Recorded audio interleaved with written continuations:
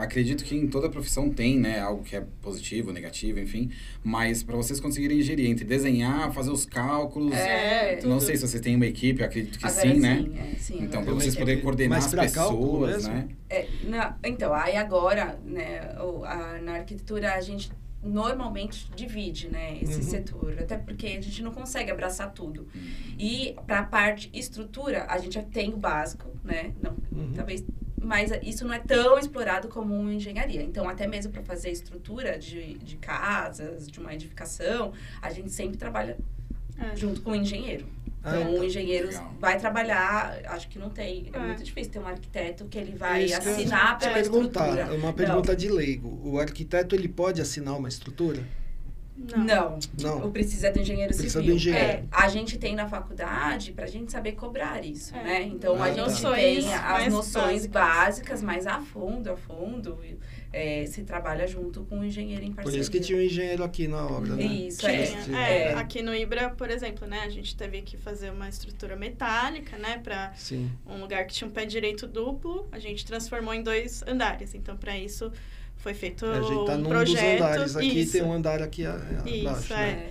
E é importante a gente ter essa noção, porque engenheiro tende a ter, óbvio, né, não generalizando, mas tende a fazer a coisa da maneira que na cabeça dele funciona. Então, às vezes, são coisas que não está na linguagem da criação.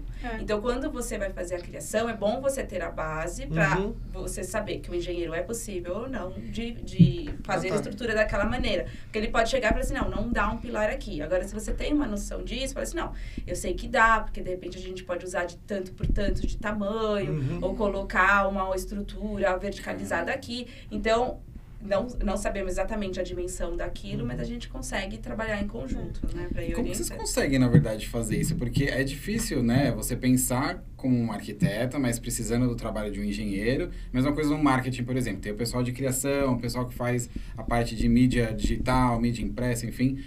Para vocês coordenarem tudo isso, porque acho que tem etapas de projetos que vocês têm que designar trabalhos para outras pessoas ou para a equipe. Sim, o processo do projeto, ele é longo e é dividido em etapas mesmo, né? Então, antes de começar a obra em si, a gente faz muita coisa, né? Então, a gente fez reuniões, eu lembro que vocês fizeram reuniões com a gente. Então, no caso, né, por exemplo, aqui, ou alguma outra obra que seja mais de interiores, a gente começa pelo estudo. Primeiro de tudo, é muito importante a gente conversar com o cliente, ter um briefing exato, né? Do que a pessoa espera, do que ela precisa, as necessidades e tal.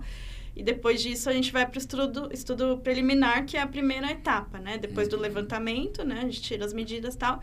E aí, a gente traz opções de layout dentro das necessidades, né? Então, aqui no Ibra, por exemplo, a gente fez estudos com diferentes opções de layout do laboratório, tinha que caber, dessa sala. Tinha que caber tantas mesas para tantos e a alunos. gente tinha um programa extenso, assim, né? De necessidades de vocês, que a gente sabia que o laboratório, vocês tinham a necessidade de caber pelo menos X pessoas, senão não era viável, né? E a mesma coisa que as salas de trabalho, aí surgiu a demanda aqui da sala de gravações, né? Para as aulas online, podcasts e tal.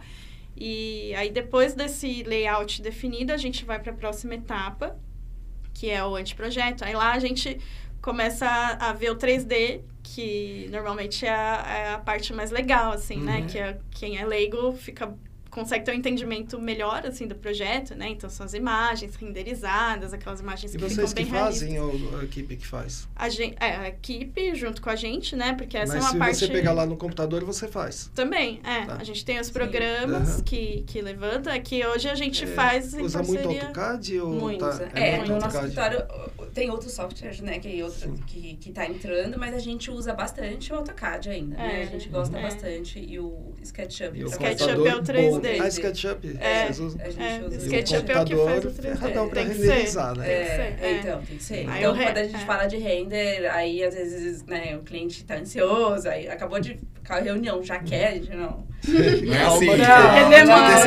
Demora. Não é delivery, calma. E dentro do escritório a gente tem uma pessoa que é só para essa parte de 3D, renderizar, né? Essa parte que realmente é um trabalho demorado, né? E, ao mesmo tempo, ele é muito importante, porque é aí que a gente consegue ganhar o cliente, né? Ganhar a aprovação do projeto e tal, que é quando vê as imagens e aquilo, né, enche os olhos, você vai ficar assim, né? E esse é o anteprojeto. Aí, a partir daí, a gente começa a desenvolver as plantas, né? De iluminação, de construção, de hidráulica, elétrica, coisas técnicas aí, né?